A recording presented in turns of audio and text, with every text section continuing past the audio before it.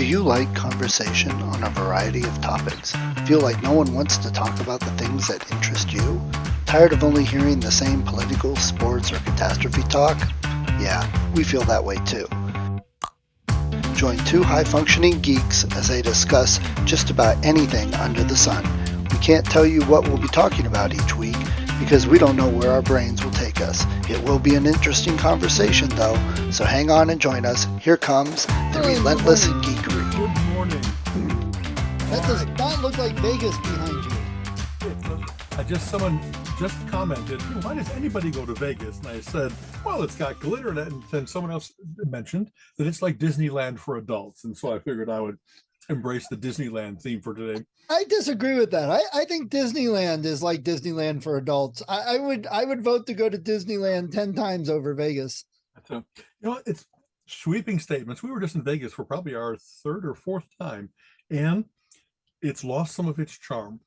Maybe out of repetition, there's not much new. A lot of things are the same as they always have been, and a lot of things have worsened, actually.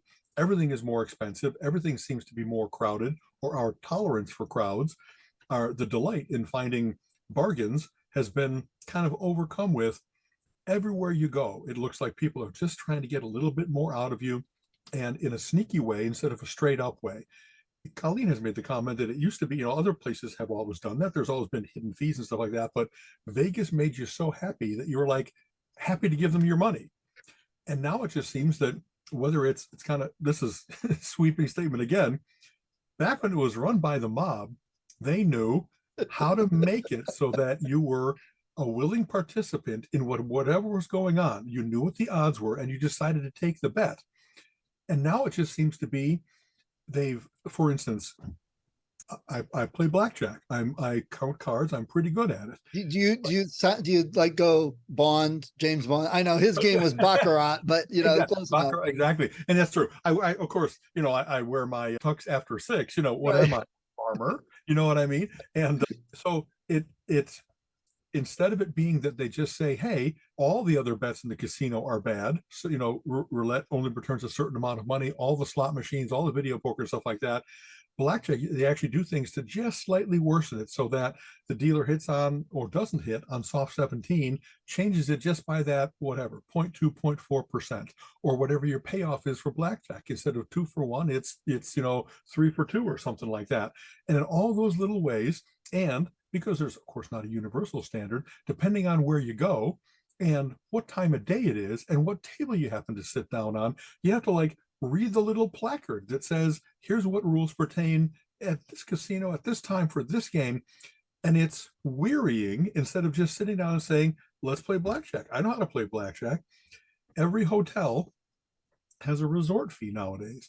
I remember when they first instituted that, and it was just like a little $5 or $10 thing where, hey, we want to compete on price on all the various different websites that do that, the kayaks and the price lines. But then once we have you, kind of like airlines with baggage fees, once we have you, then we're going to start jacking up the price with all the extra things. And there's, I'm sure, perfect scientific psychology behind.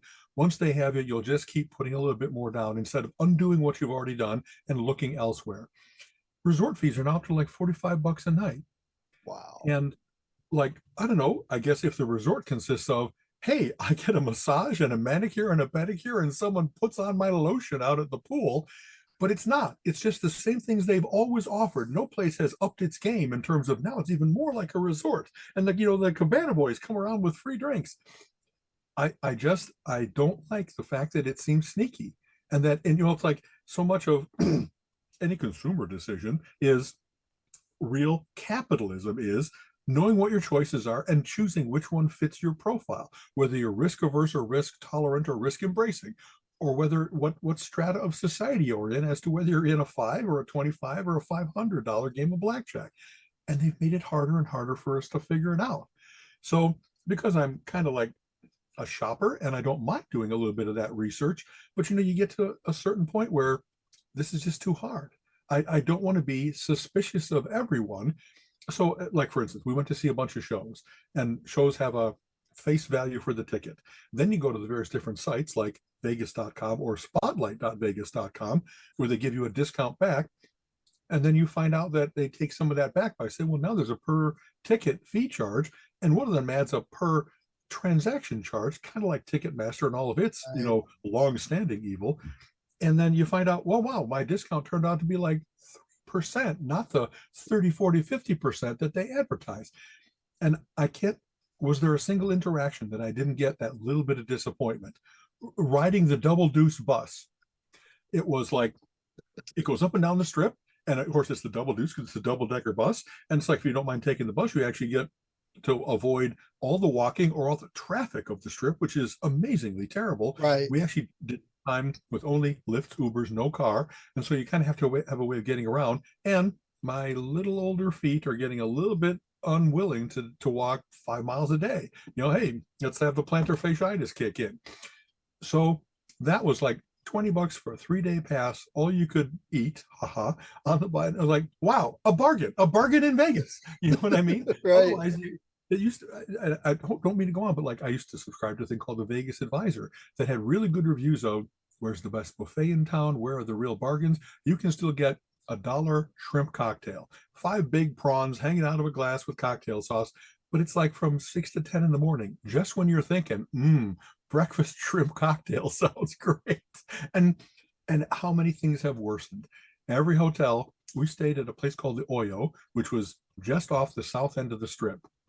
And it had reasonable reviews and turned out to be okay. We saved a certain amount of money, but we had a fire alarm one night. We had one of the elevators go out. So every time you went up and down the building, a little extra time.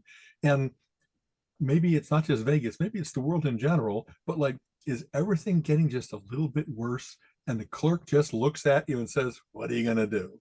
You know what I mean? I'm so tired of it. I'm so tired of just the acceptance of, it used to be that, like I said, Vegas, you got bellwomen hopping to help you with your bags. And maybe some part of it, this is kind of weird, is there's stratification of society. I'm sure if I pull up in my Bentley at Caesar's Palace, I will get fawned over and treated very well. But if I'm there in my polo shirt with a pair of shorts on and I have greenbacks ready to spend, but you don't adopt the whole treat me right and I'll pay you big. We tipped handsomely many places we went, but some places we got such shitty service that we were like, I whatever I just overgave over here, I kind of got this guy next to nothing because the lack of service made things unpleasant. How in the world am I still expected to tip? And of course, nowadays, things don't start at 15%. It's 18, 20, 22, 25, the suggested tips at the bottom of the thing. And honestly, I'm so happy for working any service job is not easy. I'm happy to help those people make a little bit more money. They did me a turn. They gave me one more Diet Coke refill that, faster than when I had asked for it. All those little things really matter to me. Attitude of it. And, some people I'm sure could jump on this telling me, no, you're wrong. But it seems like the service attitude is, well, I'm doing something for you, so you better give me a good tip, instead of, hey, let me do a good job so I earn a good tip. It's like this job sucks, so you should give me more. It's kind of the attitude, it seems. That was a little bit in evidence, lots of good service, but the few places where that wasn't, it was like, man, maybe you shouldn't be in the service industry. Right. You know what? Maybe you shouldn't be doing this. And especially in Vegas. Like, wow, it's 2 a.m. and I know you're tired. And so I kind of get it. And I have sympathy for you. When there's a big rush lunch crowd or something like that, and it isn't that they're so overburdened from what I could tell about how many tables they were handling or how many people they were handling, there just was a certain attitude. And here, we can just leave that alone. A big discovery was how much I hate smoking more than I ever have. All the rest of the United States has really just pushed back on it. Doesn't happen in restaurants, public places. Vegas hasn't done that yet. Nevada is still full of vices. And one of the vices that people can't do without is a lot of drinking and a lot of smoking. People can drink and not bother me at all, except when they're like vomiting on me on the sidewalk. But everywhere we went, I couldn't be in there for more than 5 or 10 minutes where I'm like, it's really, and it's kind of funny. I had a bit of a sore throat. I actually got diagnosed just before heading to Vegas. They gave me the amoxicillin for pharyngitis. So maybe I was more vulnerable than usual, but maybe that's exactly the test case that you got to have for, man, if I've got a sore throat and every one of these places makes it worse and I have to like get out because I'm really feeling terrible, that's not good for your health overall at any time. So at the Oyo, they actually had like a dollar blackjack game. And because I was rusty, I hadn't done real blackjack for a long time. I figured, well, I'll tune up my basic strategy at the Oyo and then know that I can play the $25 game and not immediately take a bath. You know, when if you read any kind of blackjack books, you're supposed to have like 40 units to make sure that the ups and downs of cards and stuff like that. So for 40 times $25 a game, I got to have $1,000. That's kind of the stake that I gave myself going out there. But I'm like, really, I'm going to lose it all in one session. Right. Having said that, I better practice. Every time that I went to the dollar blackjack tables, it wasn't just a little smoke. There were multiple people chimney wise smoking, Yeah. and I couldn't sit at a table of six, seven, with how much was being put into the air right in front of me. I've lost my tolerance for it entirely. And this is kind of sad. You know, we still have members of Colleen's family that smoke. We still have some places that we go to that it's not in Ohio, in restaurants or concerts or anything like that, but there's some places that it still happens. And even out of doors, I hate walking by and smelling it. Well, And then the person that just smoked coming inside, it's like it's in you. It's in yeah. your, it's in your breath. Like The ones that are the worst are when, well, we're outside. Yeah, but you're 3 inches from the door right in front of it. Like I have to like go around you. It's like move over. And then they get all indignant. Well, that's taking away my rights. Blah, blah. Oh my God, seriously. You know, you want to smoke, fine, smoke, but have some consideration. Just move to the side. Is it that hard to move to the side? You're obviously standing here to make a point and be a dickhead about it. I'm pretty sure that there's a statistical like big match, you know, whatever, 98% between the people that first, when smoking was revealed to be really bad for you and really bad for others, that's what they said. I have a right to smoke. It's like, how does that word even enter this conversation? You have a vice that you can't stop yourself from having, and it runs your life so much that you're willing to harm your children, harm your wife or husband, harm your pets, harm friends who come over to visit you. It's really, yeah, I hate how it changes people. Most vices have that weird thing of like, wow, that's an uncharacteristic, indecent, unmutual thing to be doing at the expense of where's the money in your family going to? How's your health doing? Yeah. Are you killing yourself early? Don't you think that your friends and your loved ones want you to stick around long? No, but you need this more than you need all of that. It's sick. It's how it warps your brain. And it's funny, you're in Vegas, like you said, it's one of the few places that people just smoke everywhere, that they haven't enforced those laws. And when they're smoking, it's affecting you. It's affecting everybody. And, you know, it makes, you know, heck, if you're smoking in your house, it lowers your house value. I mean, there's nothing positive about it, except for the fact that they're making some people at some cigarette company very rich. That's the only positive. And that's a negative positive. If there's anybody that you don't want to put yourself into their hands, it's the evil tobacco companies. Yes. Again, scientifically, they know exactly how to get you started early when you're young, Joe Camel, how to keep you addicted, how to tune what goes into a cigarette so that it's just the addictive ingredients in the right mixture that you just can't not have it. Yeah. So here's my thing. I know this is kind of a personal rant on it, but you're going to smoke, you're going to every negative thing just mentioned, but you want to think that me playing Dungeons and Dragons or watching or reading a comic or something, that's something that is like unworthy or not an adult thing, or come on. I love Vegas because you got your vices. You can go and drink all you want and you're at the hotel, you're not driving and stuff. So, okay, that's fine. Like you said, smoking is the worst because it affects other people, but it's also legalized prostitution in the area. Well, that doesn't affect anybody. So honestly, out of those three, smoking's the worst one for people to be doing. Right. Amongst the vices that Vegas embraces by being Sin City. Exactly. And actually, this is another big observation. There used to be a lot more naughtiness. By that meaning, there are still billboards where they have showgirls from the various different shows, or a new thing, they actually have showgirls out walking in the streets so that you can take a picture with them if you'd like. And they've got beautiful but skimpy costumes and big headdresses, and they're gorgeous. You know what I mean? And so, but it used to be that even more than that, you had the boxes full of the publications where it's like, you can have this beautiful showgirl po sent to your room, and Right. people handing you cards and stuff like that. And that seems to be a little bit less in evidence. Maybe part of the corporatization of America is, hey, we're willing to kill you, but we don't want you to get laid inappropriately. That's the worst thing to do. Exactly. So I guess as they've made it kind of family friendly, they've had to, and I didn't see there was a particular, maybe downtown is seamier than other places. I know there's still a part between the main strip and downtown that seems to be the rundown section of the city where they have all the drive-through chapels and the porn stores and stuff like that. But on the strip, it really seems to have been cleaned up isn't the right word. It's just less in evidence. You know what I mean? There's still, and it's kind of funny because it's Vegas and it's already like 80 degrees out. You don't really need to show girls. There's all kinds of ladies that are dressing up because, hey, it's Vegas, baby. And it's like, wow, they have like underwear on and then a sheer dress over it.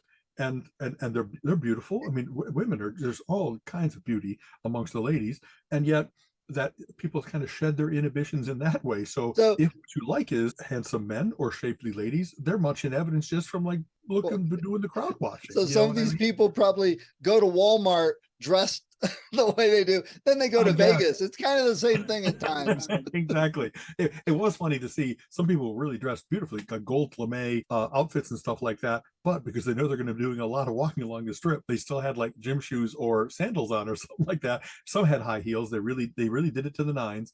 So I don't know. It's a great town for people watching. And any number of times, Colleen and I would point out people to each other. They were just like, okay, there's lots of amazing and beautiful and so forth, but look at this one. This is like wow, you know what I mean? Right. Or wow in the other direction. It's like, oh, did you not look in a mirror before going out? What are you thinking? Right. Some costumes, some people love doing the full anime look, where they've got the black spike hair and you know what I mean? They embrace their nerdness or their nationality or their whatever, they play to their strengths as to whether they're shapely or teenage boy. You know what I mean? There's lots of people with lots of tats on display. That. Right.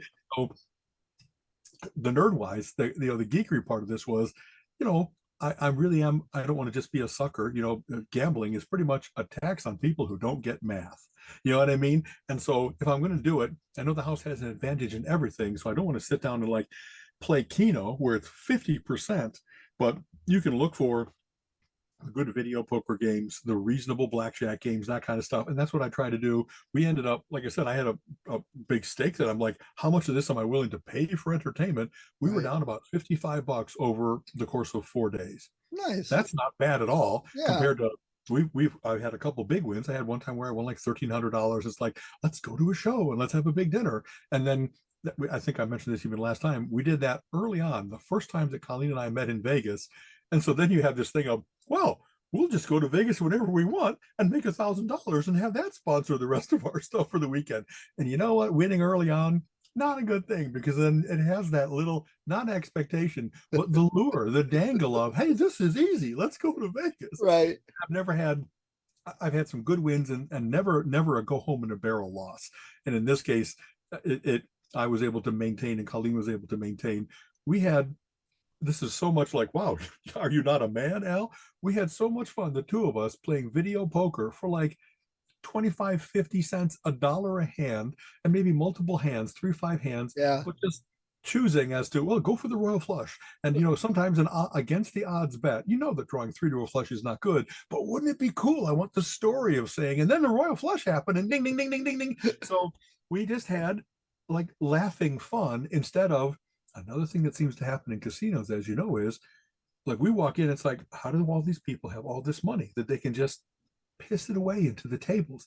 And they don't seem to be having a woohoo type time. Right. They're kind of glassy eyed and like, they don't have the one-armed bandits. There's still a couple in each place because some people want this cool, feel, but most of them are all touch the screen or digital, and that kind of stuff. And so you can really tear through how many spins, how many hands dealt, and that kind of stuff. And even when they get a big win, they don't seem to be like, and revel in it for a moment. They just go back to hitting the buttons again. Yeah. It really is like rats hitting the buttons to get that food pellet. They've got it. They know how the little endorphin rush, the little serotonin in your brain is such a thing for everyone that you kind of have to fight how smart they've become Yeah. in tuning it so there's intermittent reward and just enough little lights and glitter and stuff like that, and people are coming around plying you with free drinks, which of course if you're looking to make a better decision, throw some alcohol in there, that'll help you. You know what I mean? So we resisted a lot of Vegas's blandishments and had a really nice time. We made a point of seeing very Vegasy shows. I can see comedians everywhere that we go, and rock bands and stuff. And so they have, they have shows ranging from, like, I don't know, $20 to $500 tickets Right. and stuff like that. And we made a point of seeing, like, The Magician. Where do I see sleight of hand magic? Erie, Pennsylvania actually has a magic club called Keller's that we have not been at since it became the Magic Club. So we made a point of seeing a guy named Farrell Dillon, who did really good close-up magic and some illusions, and another guy named Murray the Magician that had great patter and great audience involvement and stuff like that. And then we saw the amazing variety show, because another thing you don't get to see is, like, who's going to be spinning the plates, like on Ed Sullivan, who's going to be doing the contortionist, like, amazing, how do they Right. hold all their weight on one hand and then kind of move around, and all of a sudden their hips in a different thing and, like, perfectly balanced. So we made a point of doing very Vegasy things, That's cool. not seeking out necessarily like the spectacular Cirque du Soleil shows. We kept thinking that's what we're going to do. We're going to do Ka or O or Mystere. And just when we looked at, like, the price compared to it really is Vegas. They've taken residencies, and some have been here probably running for 20 years now. Yeah. And yet, you know what? We just, we're not cheap. And yet it seemed like that's not as much. I can wait for Cirque du Soleil to come to town and set up their tent or be at the Wolstein Center or whatever like that. And we just had a nice time trying to find something a little more obscure. And then when you have, like, not a whole thronging crowd, but the place is half full, you kind of get, like, a little bit of attention. In many cases, the kinds of tickets that we bought, they moved us up because they want people to be closer to the stage so that Right. the comedian or the magician has more fun. The big luck that we ran into was, so we're staying at the Oyo, it's right near the Tropicana.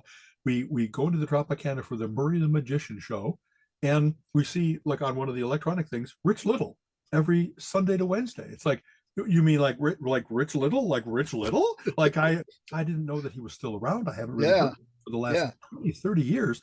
And yet there he was, a little bit of a nostalgia show where he had, like, films of him being on the Tonight Show and being at the Friars Roast and all that kind of cool stuff. But he still sounded great. He still did a perfect John Wayne and a perfect Ronald Reagan. And admittedly, some of his perfect was from 30 years ago. And yet we were old enough to be like, wow, I can still appreciate that he does a perfect Cary That's Grant, cool. a perfect James Stewart. So an amazing, like, by luck, it was our last night in Vegas, and, like, we had seen the 4 o'clock show, and we just turned around and went back into the 6:30 show for Rich. It looks like, when you get a chance to see a legend, Don Rickles, Rich Little, Norm Crosby, the people that built Vegas. Right. How cool. So wow. It sounds like a good trip. And I mean, I agree with you. I've never been attracted to the gambling, the big shows as much. I agree. I would much rather just go find those little shows, go to the Magician, and find that buffet that's a little weird and different, off the strip and stuff. That's the type of stuff I enjoy doing. Me and the kids Exactly. always did when we go out on vacations, Yeah. something a little different. Colleen and I love buffets. I think we might have talked about this before. And again, maybe the geekery component is, I kind of love not having to read the menu, make a commitment, and that's the thing I get. I love being able to try 20 different things. Yeah. And if you like something, then you go back and get a heap more. You know what I mean? So we looked into it, and the best breakfast buffet was at a place called Main Street Station, like the Garden Court. And it really was wonderful. Big, high ceilings room, very airy, all different, everything you could imagine for breakfast and going on brunch and stuff like that. And not the press of people. So we took our sweet time and didn't think we had to, like, render our table up, because a certain amount of it is about table turnover. Unfortunately, the best reviewed friends of ours that are very Vegas savvy had told us, it's not like 50 buffets anymore. COVID slaughtered that field. And so a couple of them reopened, but now it's like a dozen, not 50. Wow. So we read the reviews of the best ones, and, like, the Bacchanal is the best one, but at Caesar's Palace, it's like $100 each. I'm like, I don't know that I could eat $100 of food, even quail eggs and, like, Goldschlager and stuff like that.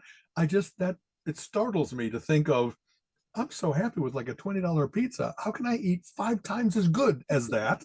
So I have that weird thing. I'm like, is that really 60 Big Macs? You know what I Right. mean? I Right. got such a crass thing because I have that kind of pedestrian taste, but it's in me that maybe I am going to get the Wagyu beef and the crepes, the best crepes in Vegas. And I'm still like, wow, $100 is a bunch of meals to me, not one.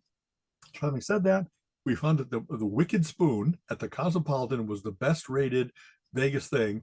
And you know what? Nowadays, it used to be that you had to get the Vegas advisor to know that. In the age of the era of the internet, everyone knows that. Yeah. So we got there one time, 2 hour wait. We're not waiting 2 hours just to have lunch. So we bailed and went elsewhere. Then we really wanted to go to it. So on Monday, when we figured it would be less busy, we went, and it was still like an hour and 20-minute wait. And we just said, we'll be okay if we just chat in line and people watch and stuff like that. But it was still, that's galling. You know what I mean? Like Yeah. I'm kind of used to just walking up to do things. And it was good, but was it worth not only the money, but the extra hour 20? No. So not only Vegas, but like buffets in general, this would not have been the thing that would say, I can't wait to go back and get more, whatever that, they really had good variety and all. Man, one of the things they've done is it's not only about the food. They have like groaning under the weight of how many desserts they have now. And you'll see little kids, like that's their idea of heaven, is they've got for their first plate, they haven't gotten lunch, they've gotten dessert, and they're going to work their way through dessert until their eyes are vibrating in their head from all the sugar. So they had gelato, and I could try like 3 different flavors, little scoops of each. It wasn't like a pound of gelato. I had a nice time, and Colleen and I, we love each other's company, and we're like commenting and giving each other little tastes and stuff. But it's still how much time and how much money. We just, oh well. And that's always been my thinking and my arguments with it, that, yeah, Vegas is fine, but for the amount of money and, that I would spend, I would much rather go to some local festivals, go to one of Colin's cryptid things and go to the talks, have a nice hotel there. I find as much enjoyment in doing those things, and without spending all the money at Vegas, I could do more of those things, around. So that's just how my brain's always worked. I've never been that attracted to Vegas or Atlantic City or just some of the big, oh, you got to go to this or that. I'm just as happy doing the smaller stuff. And we talk a lot about all the stuff we go to in local things. I know some people go like, do you guys like ever sleep or, well, yeah, yeah. As you know, Colleen and I had done a Christmas letter for a long time.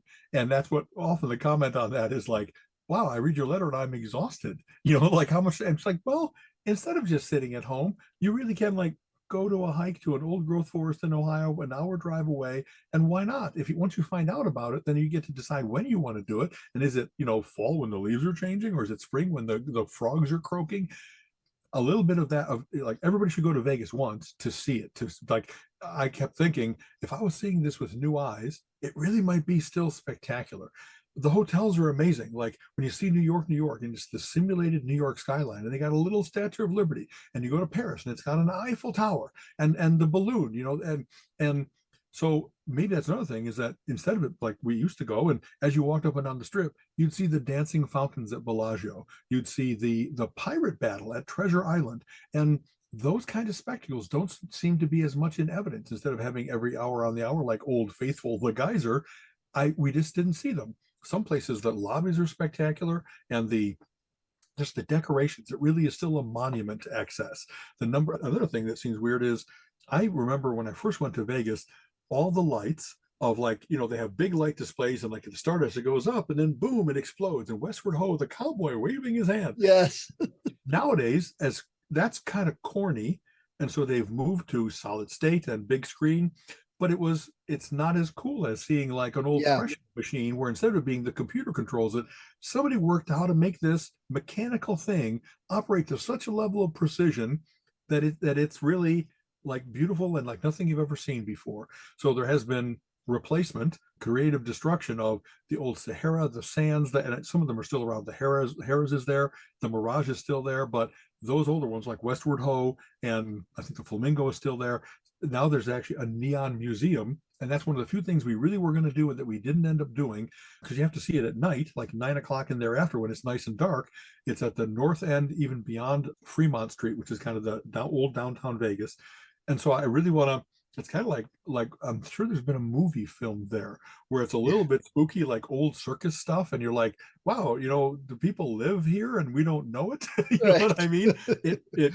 I really would like to see some of those old things that have been preserved, so that you can still see a geyser going off in just light bulbs, not simulated TV screen stuff. You know what I mean? So there's anyway. definitely an appreciation for some of the old type stuff, the way they did them. And I miss some of that stuff. And I wish more people would at least appreciate it. I know there's people like, that's stupid. That's old. That's blah, blah, blah.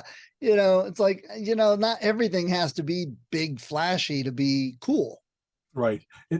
I like they compete for your attention in all the right ways. They really do still have the flashing lights to get you to come in here, and little arrows and that kind of stuff. And even like the shows, the backdrops behind the magician shows, or especially the variety show, was all kinds of things in a back screen, a back scrim, doing all the lighting effects and stuff like that. And it really adds to it. And bigger, better sound, instead of being like a 4-piece playing live, it really is, of course, now all computerized and perfect and stuff like that. So I don't know. I like the transition in some ways from old to new. And because I've now been going for like 40 years, I really have a taste of how long I've, since remembering the old days and coming to the new. I think that the understanding of how gambling works, I like the fact that I think I can get an edge on the various different things. I feel sad for all the people that just kind of go in there to be fleeced. You know what I mean? Someone made a comment also, like, why do all those beautiful things exist? Because all the losers that put their money into it is how you can build a pyramid, an Eiffel Tower, all that kind of stuff. But they're all there willingly. You know what I mean? There's nobody there. It's like, you go to Vegas and you spend your money and you have to. Everybody there is seemingly having a wonderful time. All kinds of late night tattoos. There's a bad decision that's going to follow you for the rest of your life. How much alcohol did you have to have in? That's a Jimmy Buffett song. Like Margaritaville, exactly that.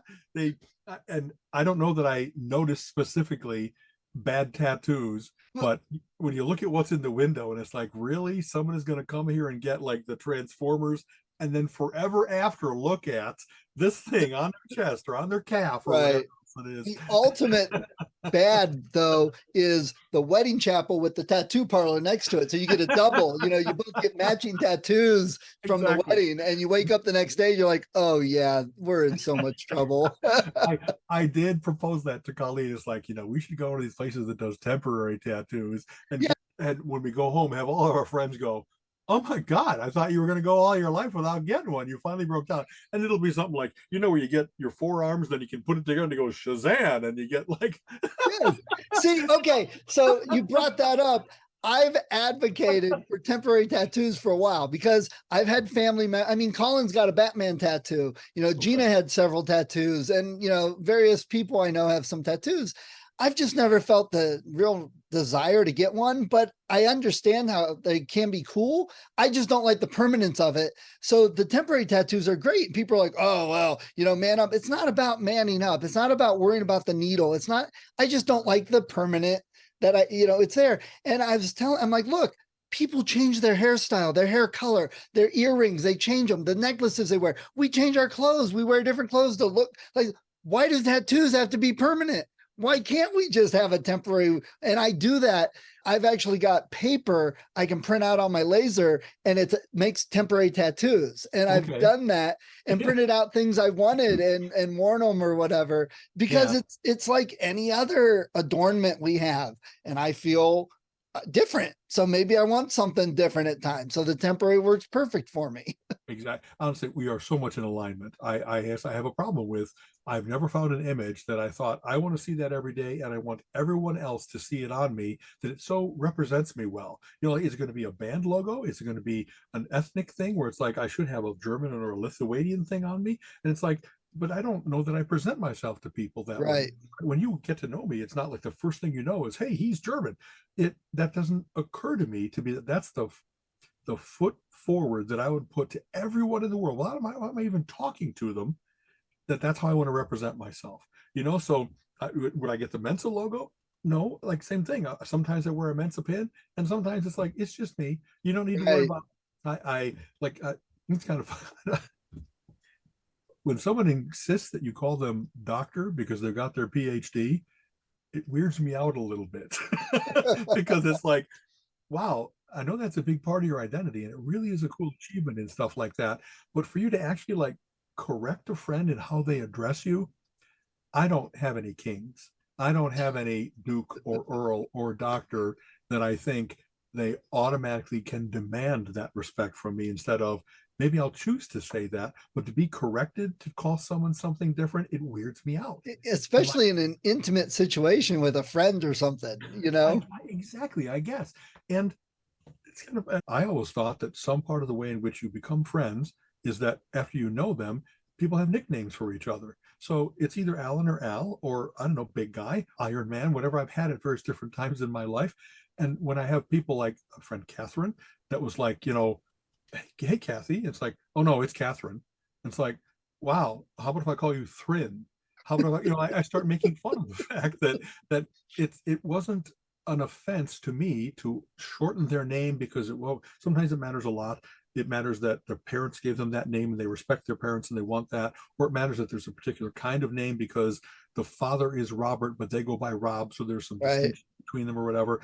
But and there's magic, there's power in naming things, but to have that little extension of we're good enough friends now that we can have a nickname for each other and to have it refuted, it's like then I know the extent of our friendship. I know Right. the depth of and or that that matters more to you than that little bit of intimacy, that little bit of connection that would be we have things for each other that other people don't ordinarily use. So it's kind of funny. I really have that. I really have that.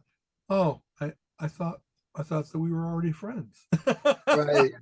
Oh well. That's never bothered me a whole lot. I mean, I grew up as Steve.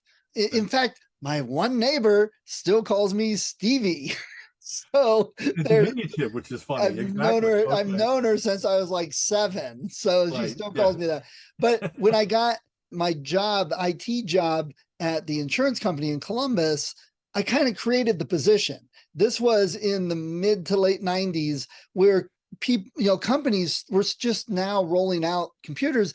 They had been using a green screen connected to the VAX terminal in Tennessee. That's what they were coming from. Wow. Okay. And they were talking about upgrading the computers. And I approached the head of the office. I said, hey, I'd love to be in the IT department. They said, oh, we're not going to have one here. And I went, oh, you don't know a whole lot about this, do you?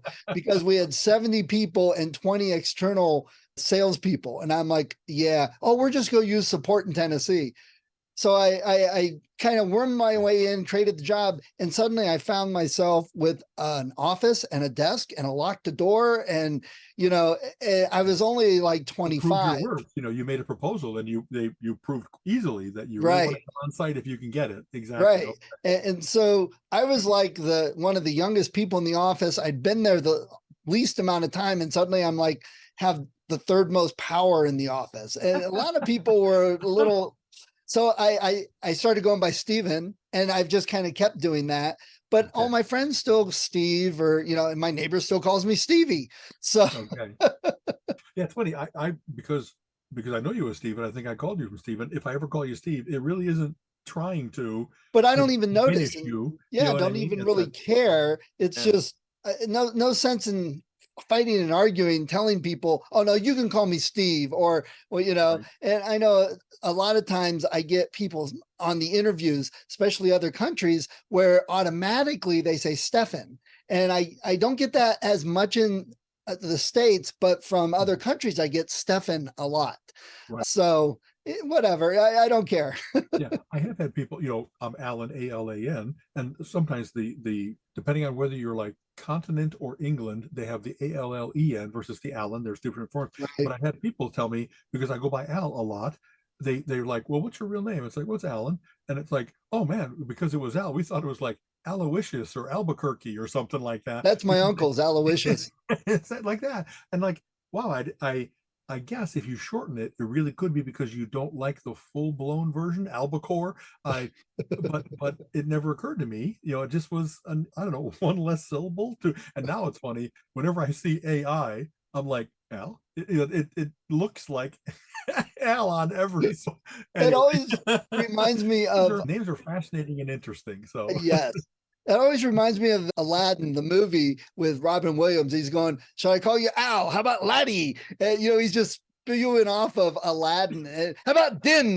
exactly, Din. That's right. Yeah. It's always a good scene with Robin Williams in there.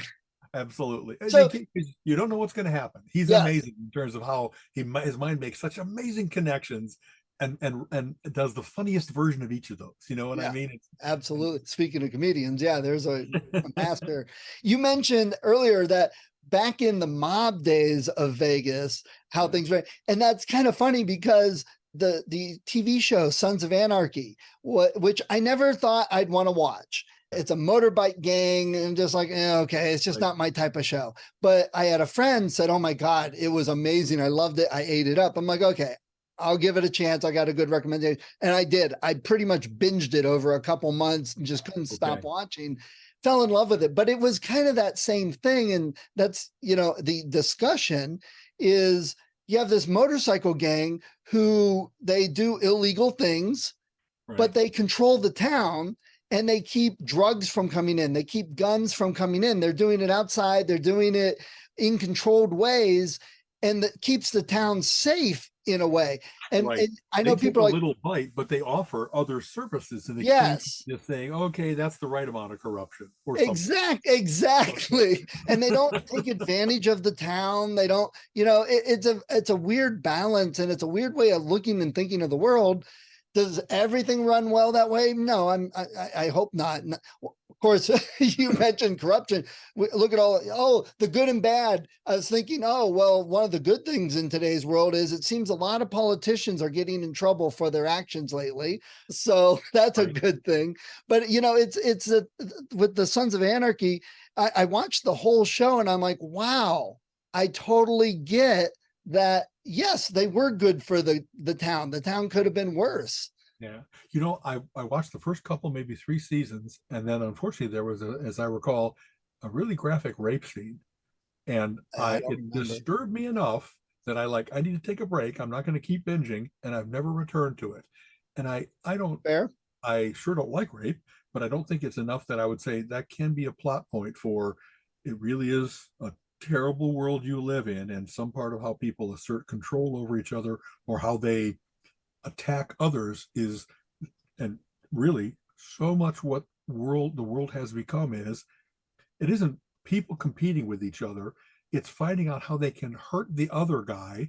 And that isn't, it's like, I'm going to attack your family, I'm going to attack your hometown, I'm going to do something to hurt you and stop you from being able to compete with me.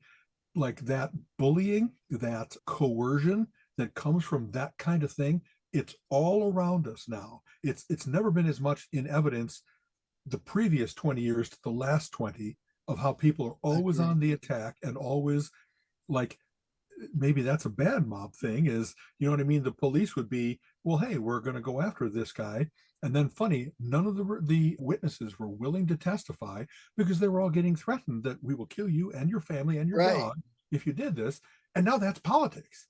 Now it's how much stuff do you see going on where we've got the former thug in chief that they just, for the Jean Carroll verdict that came out, they told all the jurors specifically, don't reveal who you are because we're worried that you're going to get harmed. That this nut that in a rally says, hey, that guy who we don't like, get him. Not just like usher him from the building, but like beat him up, kill him. And every other enemy that he wants to name. What a disgusting, evil world to be. He's got crazies that are willing to do things for him, and he just points them at various different things. How are we going to get away from that?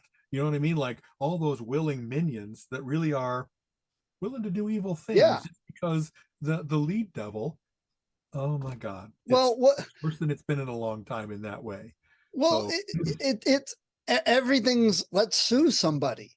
If we're not going to threaten their life and bodily harm, we're going to sue them. We're just, I mean, before Biden even was president, they were already writing up an impeachment and a lawsuit against them. And I'm like, are you serious? This is where our politicians are focusing, that let's just do what we can to make life horrible for the other party. We don't care what they bring up. We're going to just fight it and deny it, whatever it is. Exactly. That's not, yeah. And you mentioned the death threats in that. I remember hearing the guy, Ahmed Best, the guy who played Jar Jar Binks. He's an actor. So he was handed a script of what to do and say. He had a director telling him what to do and say. And he did that as his job. Yet, for some reason, people hated Jar Jar so much, they threatened him and his life. What is wrong with people? Absolutely. I mean, that level of nuttiness that are looking for, how can I make a statement by killing someone? By killing a cartoon? By killing I want to control everything in the world to my way of thinking so much. Yeah. And honestly, Jar Jar is not that bad. Again, wake up. This was a story written for kids. It's a fairy tale. It's another character in the world. So what if you don't like it? I don't like the Housewives of Beverly Hills or whatever the hell those shows are. I've never threatened any of those actors. I whatever that is in people's psychology that says, not only do I not like it, but I'm determined to have nobody like it. Yeah. You know what I mean? I'm going to eliminate that, or I'm going to intimidate others, or that. Maybe that it's the politics of intimidation. And kind of funny, superheroes, once again, to geek it up, so much of what we see in superheroes and any number of crime things is that they're the people that are willing to be the untouchables. They don't have families that can be threatened. They're not going to back off. No matter what, I'm going to do what I'm going to do, and then you do what you're going to do, and I'm not going to stop. And that's kind of, you have to have that steel, that spine that says, I'm not going to be bullied, threatened into not doing the right thing. But so many, maybe it's kind of funny, maybe it's a reversion in nature. A lot of times when animals have confrontations, they don't fight to the death. They tussle enough for one or the other to figure out, this isn't worth getting maimed. This isn't worth the amount of food I won't be able to hunt. I'll give myself another year of growing up, and then I'll come back and threaten the alpha male again. But they back off instead of it being to the death. And maybe that's one of the things you knew up when you're getting bullied, that you got to stand up to them. And I think that we're losing a certain amount of that, the way that the jerks of the world have made it that they can use lethal force over nothing, that now that their threat is very real, even if you don't want it to be. It's like, I don't know, I'm a relatively big guy. When I've had people bark at me, I usually didn't have to get in a fight. I was just like, are you sure you want to do this? You know what I mean? I'll give as good as I get. We're both going to get hurt. Maybe we can just calm down a little bit here. Yeah. You know what I mean? And if it, I don't like the fact that now, being smart or fast or big doesn't matter to the guy that has Smith and Wesson on his side. Yeah. You know what I mean? So the great equalizer. So all of this kind of makes you reevaluate Thanos's way of thinking about the snap. I know he was doing it because he was saying resources and stuff, but you know what? If it just half the people just suddenly disappeared, it'd be, people I agree with and people I don't agree with. I get that. But when suddenly 50% of the population disappears, I would think people might, stop a moment and back up a little, maybe not. Maybe not. It'd be like, wow, it'd be Mad Max. Look at all the resources that I can grab because half the people are gone. How do I take advantage of this situation? Not how do I learn from it? You always got that disaster movie where Godzilla is trampling the city and destroying everything left and right. And you got the guy that's looting the big screen TV out of the store. Exactly. It's like, what are you doing? Right. But it's that's what people would do. You look at the Mad Max movies and the Walking Dead and the Apocalypse, and you get all these, it's always these people trying to take over everybody else by force. And we're going, and I look at it and I'm like, okay, there's so few people left, but if everyone banded together, you could make things good. You could grow the food, you could do, but no, we have to stay separate and fight for the power. Right. I'll tell you that those shows really might be one of the best things that's happened in these last 20 years, because they let They let people see who the real monsters are, and what you just said. What's the right way to live in a mutually dependent communal world? It isn't, how do I grab the most resources? How can I have the biggest bat with the barbed wire on it? When they showed various different things, like, remember, there was, the town had a certain number of limited resources, and they found out that the one that was the master of the stores was actually eating more than his share. And if I remember right, they either exiled him or killed him. Yeah. And that's exactly what you kind of have to do, is if you really are all in this together, and then the first thing that happens is somebody starts to say, how can I get a little bit more? How can I be sneaky or be forceful in getting more than my fair share? Everybody else can say, that's not fair, and stop it if they want to. Right. Then you find out how much it was, but I'm going to gather bully boys to me. And now the 20 of us can run the community of 100, because nobody's willing to stand up against 20. Maybe 100 be willing to stand up against 20. And it has played out so many scenarios that we see going on right in the world now, about wealth inequality, about ridiculous politics, all of that. So if we learn the lessons, we'd be better off. Right. Me and my friend Casey just had this conversation that we were talking about. He has a friend that's a prepper, that the guy said, oh yeah, if the world ends, I'm set, I'm good to go. And Casey's like, really? Well, how are you good to go? He's like, oh, look, I've got this whole collection of guns. And Casey's like, okay, but what are you going to eat? Well, I'll just use my guns and take it from people till it's gone. And then what? Well, I'll figure it out. Don't you think learning how to grow food that you've never done before would be a little more important than worrying about a gun that you can then take the last remaining canned food from somebody else? Yeah, honestly, that is someone's plan. I'm going to take it from somebody else instead of make my own or contribute. It's the grasshopper and the ant. You're going to hit winter. There's going to be no food left. You didn't grow anything and all the cans are gone. Now what do? You know, because food doesn't grow like that. Trust me, we've had a garden for years. I know how long it takes. But we'll see what happens with the way the world is going. You know what I mean? That, like, the way that the fear mongers stoke it is that there's automatically scarce resources. And so you have to fight for your own, take it from others, and say, no, a better way to go. You know, competition is the law of nature. Cooperation is the law of civilization. And people kind of have to learn that, because we've been fraying it at the edges. And like, wow, how many different groups do you think you're threatened by that you really don't see that if we all stopped feeling threatened, we'd all be better off? Yeah. And I don't know, there's people that are expert at stoking those flames again and again. And it's funny how, like I said, as long as I'm the one that's telling everybody who we should hate, then I have an extraordinary position, whether it's a politician or a priest or whatever else it might be. You got to be the other example, right? You know what I mean? Like I was saying, we mostly tipped quite well. I don't have a problem with, I'm not looking to take vengeance. Some people really love the whole tipping thing because they get to really be in judgment of other people, and they get to be persnickety and even nasty about it. And mostly Colleen and I were, wow, they're working so hard. They added to our experience. You know, give them far more, you know, give them 30%, because we've got, if I was going to, what would I do with money instead? Another hour of video poker? No, I'm happy to say, go have them get something cool for their kids, or whatever else it might be. Who knows how the real numbers and ratios work out there. But Colleen makes reference to, I think, maybe a book called Tree Grows in Brooklyn, where being able to be generous, being able to like tip like that is an amazing privilege. And if we want to feel privileged, it's not a matter of I wore my top hat and tails. It's a matter of I was able to help somebody else out with a little extra money that didn't harm us in giving it. You know what I mean?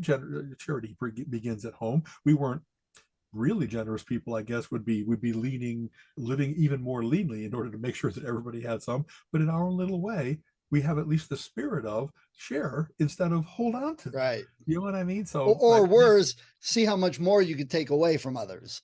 Like that, I guess. You know, so it was nice to get those things cast in such stark relief in a weekend in Vegas as to what kind of people are we? Are we really risk takers beyond sense? Are we gluttons beyond, you know what I mean? Are we were still very much ourselves in the middle of all this Vegas. Let's get a good deal. Let's take the Deuce bus. I don't care about riding the bus.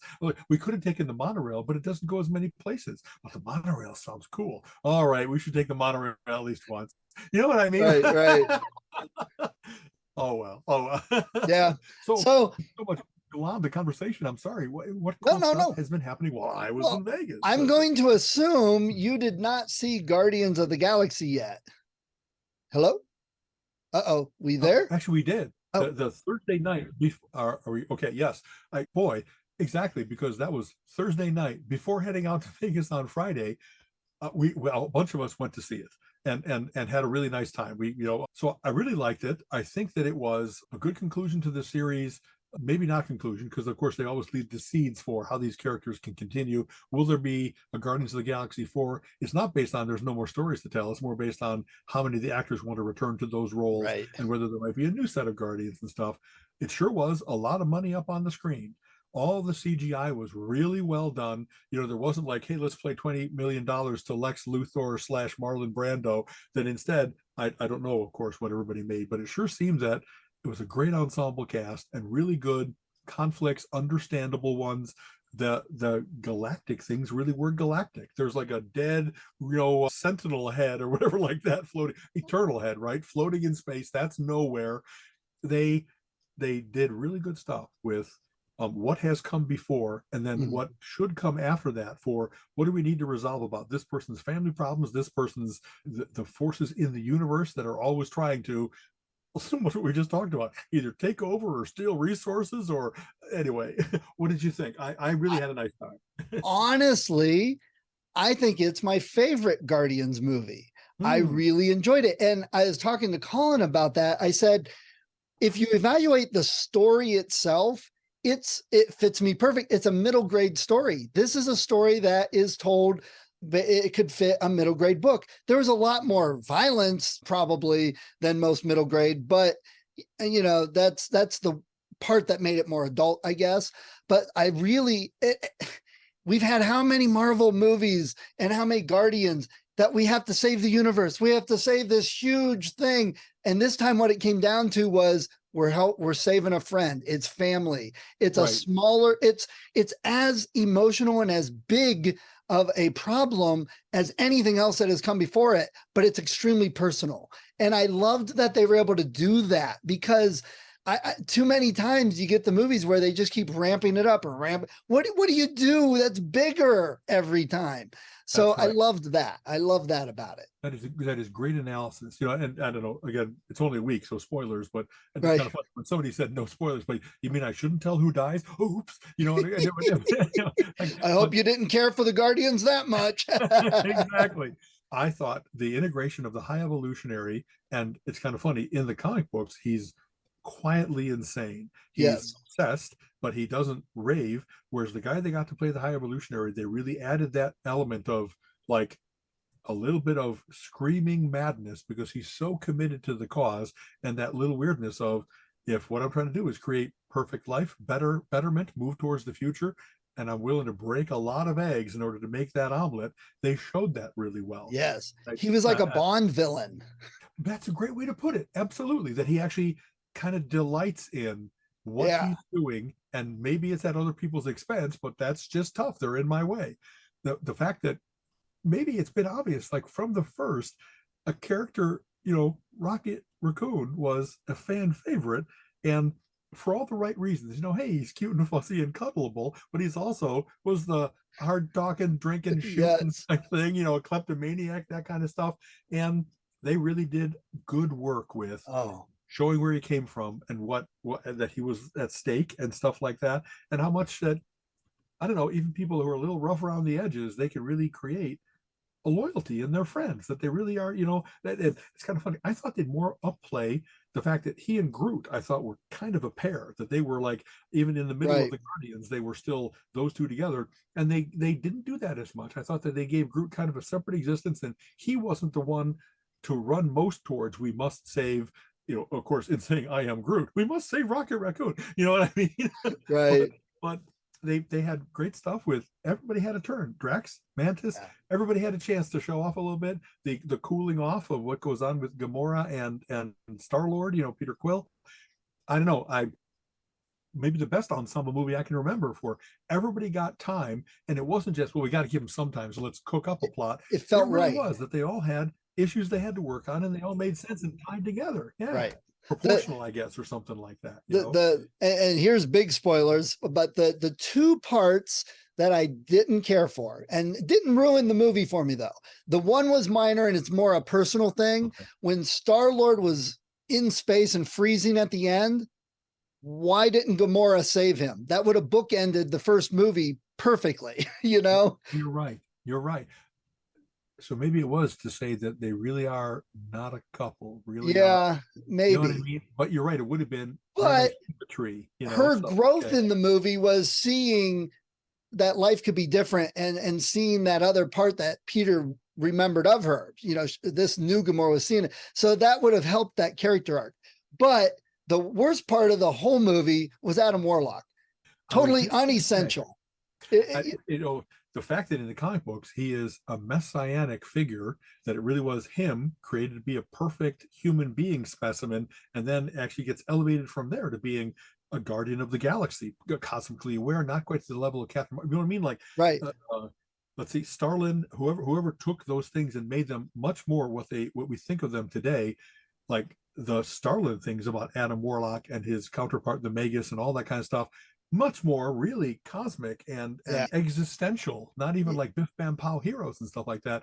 And here he was just kind of a doofus, not necessary, kind of like a pretty Drax. Yeah. You know what I mean? All bronzed, golden, etc. Anyway. How can you really do anything with Adam Warlock post Infinity Stones? You know, I mean, what did he have in his head? It was nothing. The thing is, what bothered me about him is he was that Deus Ex Machina, because he would just show up. Why did he just show up? Oh, now he started a fight. Well, why? Like 3 times he did that. And once or twice. Yeah. Exactly. You know, it's just like, I was just like, Colin said, well, they kind of hinted at him and introduced him a little bit way back before, and then they didn't have him by Endgame. So they were kind of like putting him in there because they needed to, or something. I'm like, they should have just left him out. I'd rather they just left him out. Yeah, I maybe it's a favorite of James Gunn. You know what I mean? Whatever. I will say this also, seeing how James Gunn has done a couple great movies now, the Suicide Squad, I think, right, in this one, and now that the DC universe is in his hands, I think it's going to be much more the kind of movie that I like to see. Kind of the Marvel. There's a lot of personal relationships as well as the big battles, and that he's just got certain people really have a feel from growing up with it. What makes comic books cool, what makes Marvel or DC the different things that they are, but there's enough crossover that you want to include elements of those kinds of things. So I'm confident now, more than I knew just from the reputation in seeing his work, that I think there's going to be some really cool. It's got the big buildups and then those little quieter and like humorous passages to let you catch your breath and to move the plot forward without it always just being a freight train rolling forward, you know what I mean, gaining speed. So right. Cool. I'm looking forward to the DC, the new Flash movie. The trailer looks great, you know. Right. So we'll see. One of the joys of going to the theaters when you see a superhero movie is you get to see like 6 trailers of I'm there, I'm going to see that one. You know, it's like my palette is set for the end of the year. Yeah, I'm not missing any of those. Colin said, "Oh, we got to start taking notes of all these movies we want to see," because we went and saw Beau is Afraid with Joaquin Phoenix. It's from Ari Aster, who did Midsummer and Hereditary before that, which are quirky horror. They're not your typical horror. And I made the comment, I says, wow, I've started calling it new horror, because the stuff over the last 5 years is nothing like the slasher flicks, nothing like Evil Dead or Exorcist. Right? It's sometimes demonic and possessions, but there's a lot of mental health issues, or they delve into horror in different ways. And that's what he's done.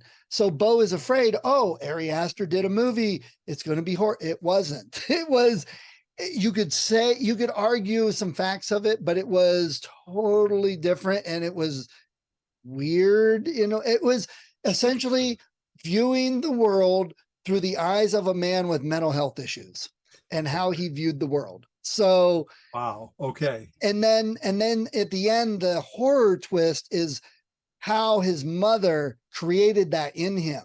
And that was Shades where of the Wall by Pink Floyd. You know what I mean? Yes. You know, mom did this to me and I suffer for the rest of my life for it. Okay. Yes. Interesting. So okay. Yeah, it's not Oh, a cup of tea for everybody, okay. but there's so many good horror movies coming out that look good. I mean, Evil Dead Rise over the weekend, I guess, made over $20 million. So I was like, Yeah, I haven't wow, seen that one yet. I need to go catch. In fact, there's a couple things. I still haven't seen John Wick 4, and I really want to neither see have it in I. the theater instead of, sorry. I haven't seen it either. Yeah. Okay. I don't know. I still have. I want the enveloping experience of being in the theater instead of even on my nice, relatively big screen TV at home.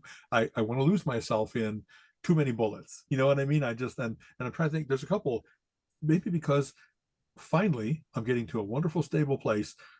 You know, mom is here. I visit her regularly. Things are not broken up by my being out of town a week out of each month, and so it's Right. like time to go back to the health club, time to clean up the house a little bit. You don't realize how much I didn't realize how much I was putting things on hold, even though I had 3 weeks out of 4 out of the month. I always seem to be working on, making sure mom is safe, making sure the house gets sold, making sure all the paperwork, all of the legal. I didn't do it all. My brother did so much of it. He's done an amazing job in handling a lot of as executor and point man for the family, if you will. But I was always trying to be his backup. You know what I mean? That I'll take care of some of the details. And having said that, the details have gotten down to a more manageable level, and now it's time to, like, Colleen's getting ready to retire. What are our plans for retirement? And start to make those big lists and start to, Right. like, well, they're not going to happen just by here's hoping. Start to looking into what would it take to go to Alaska. We still have Alaska and Hawaii, our last 2 states to go to out of the 48, out of the 50 state capitals. And, like, when's the right time to do that? What's the right cruise to go on? Are we going to drive up through Canada, 5 days of wheat fields in order to get to Alaska? We kind of have kiboshed that, even though we love driving vacations. Anyway, I'm because of that, I haven't done. I used to go regularly and, like, play hooky, go to see 2 movies at like 1 and 3, be home by 5, and, like, have the whole theater to yourself. That kind of went on hold during COVID, but there's a couple times when I went and I just stayed masked up, didn't eat any popcorn or do any drink, didn't touch anyone. But and you know what I mean? Now it's more hospitable and I don't need to worry about that. I need to kind of recover some of those good habits because it's very cool to see Yeah.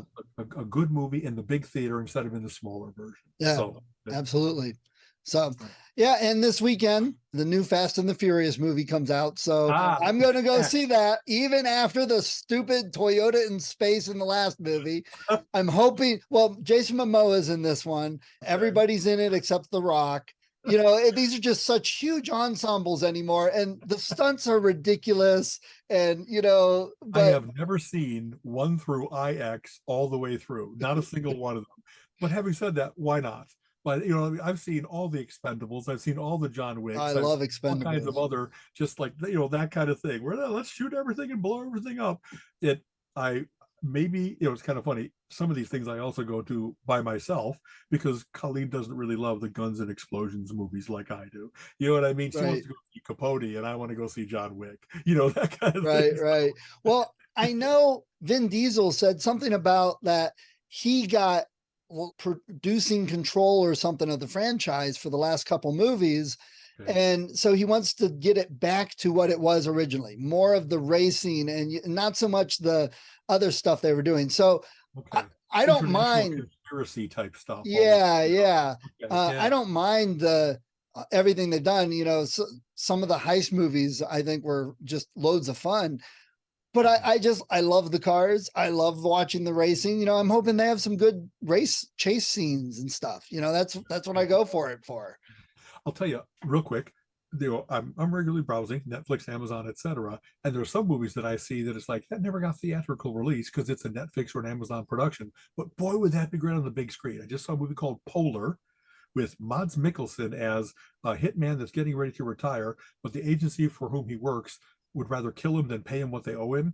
And so there's a lot of people trying to kill him, and him. It's really well done. It's got some great combat scenes, great scenes of depravity, if you will. I just some of these I'm like I watched Red Notice more than once That's a because it's good got one. great dialogue, great scenes. I've watched Gray Man more than once, and that by having watched it, then I went and I read all the books. It really is. certain people, either actors or the characters, are just so engaging that it's like, I'm glad it's a series, because now I don't get just one dose. I get to think maybe they'll make a sequel to Polar, though I'm not sure. But I know that there's going to be more than one Gray Man movie. There has to be, and other things. I'm Right. really enjoying that some people really seem to get what makes a movie like that good. That it's got Yes. not only a good hero but a good villain. James Bond has proven that formula again and again, and that the combat scenes have to be not only over the top, but like once in a while, just like a Jason Bourne movie. Some of the fight scenes in that are so realistic, so exhausting that you're like, wow, that really is what it would be like. That you have to survive no matter what it takes. You're going to kill a guy with a magazine. You know what I mean? Right. That kind Right. of thing. So and it's, I don't, of course, only watch shoot 'em ups and explosions movies. I'm still enjoying many comedies and many, you know what I mean, Right. mysteries and stuff like that. But some of those, like I said, the particular thing of I would like to see that on the big screen. If ever they do like a theatrical release, I might actually go see that. We'll see. Well, I guess there are some Netflix movie theaters around the country where, because they wanted to get into the Academy Awards or whatever. Oh, that makes sense. Exactly. And unfortunately, Cleveland is not one of their markets. No. Now, Okay. Okay. there's speaking of all those movies, Gray Man and stuff, there's one on Apple TV. And I'm like, are you kidding me? Another streaming service that I now want to get, but it's got Chris Evans in it. And it's called Ghosted. He goes to date this girl, and then Right. she ghosts him, and it turns out she's a spy, and he gets pulled into it. So instead of it being the hunky man as the spy and the woman getting into it, it's now Right. this lady that drags him along, and he's the bumbling fool. I think that's wonderful. I'm like, okay, I'm gonna have to get Apple TV for a while, but at least I could now watch Foundation. It's funny. We've been watching. I still have Apple TV because I get it from being Apple something or other. But we've been watching the Ted Lassos, and that's worth getting. And we just saw a trailer for Ghosted, so now it's like, oh, that and something Silo, maybe it might be on there, or maybe that's not another one. Regularly, there's always new stuff coming out. Right. And so we talked a little bit about this. The difficulty of putting together the lists of what you should see if you're looking at the 100 movies of all time, but there's almost so much new content coming out that it just kind of pushes those things off everybody's screens. Who's going to go watch The Thin Man from the 40s when I've got new murder mysteries, new film noir, etc.? That's the sad part about losing the Netflix DVD, because there's so many movies there that aren't on streaming, or they're hard to find on streaming. You have to really, they're not on the main ones. You have to go to find Pluto or Tubi or something. That's right. I just did that. I got a big queue. I got 480 movies in my queue, and I just bubbled up all the ones that if I don't see them on Netflix, I might have to go searching libraries and looking on Tubi and stuff for the old style stuff. So I did the same thing. I saw the announcement and I went, oh man. So I went, okay, move that one up, move that one up, move that one up. It's like, I know I can get this elsewhere. I can see this. It's not a big deal for this. Oh, move these up. I did the same thing. Lots of urgency to those kinds of things. And as I mentioned, we have watched all the Hitchcocks that we could, all the Woody Allens, all the Coen brothers, various different things. If there's anything left in those lists, sometimes they go away and then they come back. I'm bubbling all those up so that I will see as many of those particular directors or types as I possibly can. I will say HBO definitely has become a major streaming service for us to watch, because they've added so many good old movies or older movies. They've got, I didn't know that. I didn't realize that. I don't haunt them enough. Okay. They've got like almost all the Universal. They've got Godzilla. It's like every time I go on there, it's suddenly there's like, oh my gosh, you have these movies. There's a few movies that I haven't seen on streaming, and now they're there on HBO. So I'm like, we got HBO originally for something that was on there. Oh, for Friends. When Gina had her knee surgery, we got HBO so she could watch Friends. Okay. And then then all the DC stuff was on there. And so we watched that. Game of Thrones, particular stuff. Exactly. Yeah. It was always intended like, okay, we'll cancel this. But it's like, I can't. Me and Colin watch HBO almost as much as we watch Star Wars and Marvel on Disney. So I get rid of Netflix streaming before I get rid of HBO at this point. Wow, that's a big statement, because Netflix has so much. But I see what you're saying. It does. To whatever our tastes are. You know what I mean? Yeah. Okay. So, all right. Well, hey. Okay. Let's see. Thank you very much for your flexibility this week. I'm sorry about the No problem. whole thing of Vegas and weirdness about schedule and that kind of stuff. We actually ended up waiting like 2 hours for after we rushed to the airport to get there, which meant I couldn't be in a place where I'd be able to do. Then we sat. You know what I mean? Mechanical difficulties, and luckily it didn't turn out to be mechanical difficulties, and we don't have an engine in the plane. Right. You wait another day. It's like that commercial now. Yeah, it's good. It's pretty good now. That commercial that they have. Right before things blow up or fall apart. Right, Exactly. right. All right. Well, hey, have a good week, and we'll see what we have for next week then. Oh, great. Thanks, Stephen. Okay. Bye. Bye-bye. You have been listening to the Relentless Geekery podcast. Come back next week and join Alan and Steven's conversation on geek topics of the week.